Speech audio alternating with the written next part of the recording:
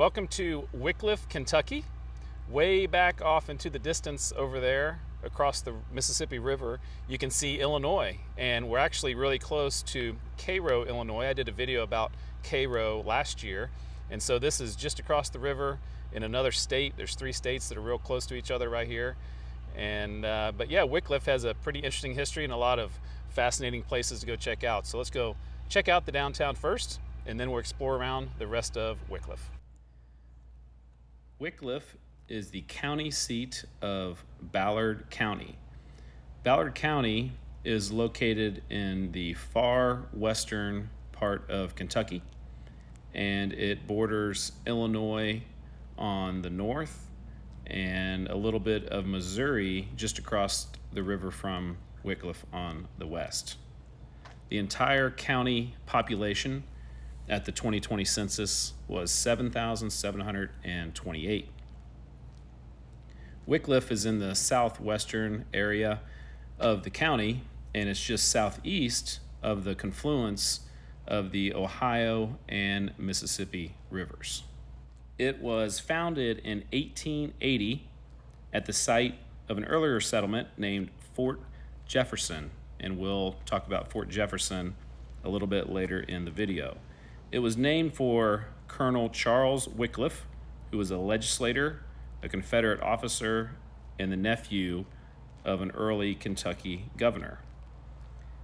It became the county seat in 1882 and replaced the town of Blandville, which had been the county seat since 1842.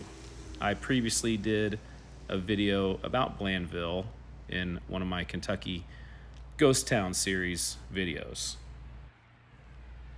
As we walk up the street here, you see the courthouse there on the right, one of the main things in the downtown area. And besides Fort Jefferson, we'll also talk about one of the other historical areas, the Wickliffe Mounds Historical Site. And we'll go there a little bit later in the video. The population started out pretty good and stayed near 1,000 for about 100 years, as you can see in the population from 1890 all the way to 1980. Peaked in 1970 at 1,211, and at that point has gone down almost every census pretty consistently down to 670, so you can see that it's lost nearly half its population in about the last 50 years.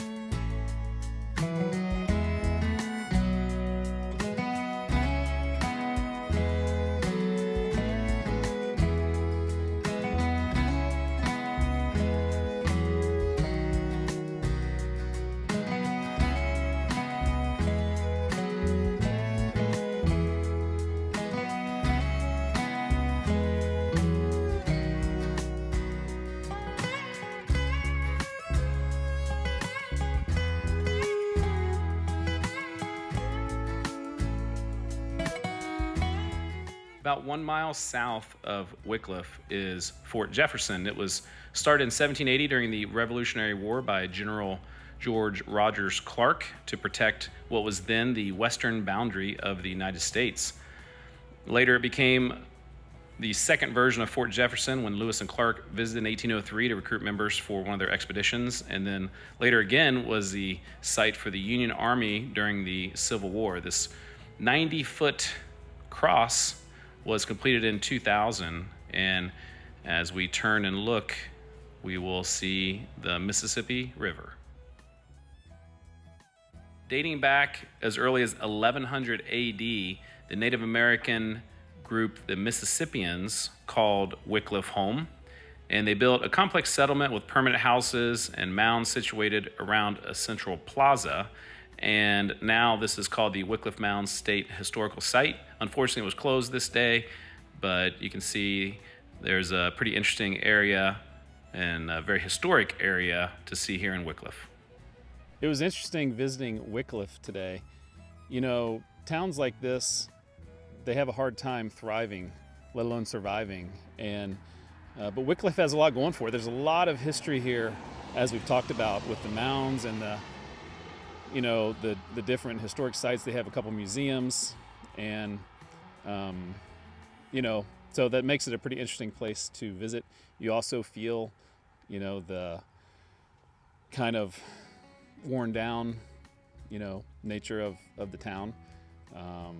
But yeah, hopefully it can continue to survive. The population, like we talked about as well, has gone down recently. So very nice community, very historic area. Glad I visited Wickliffe, Kentucky.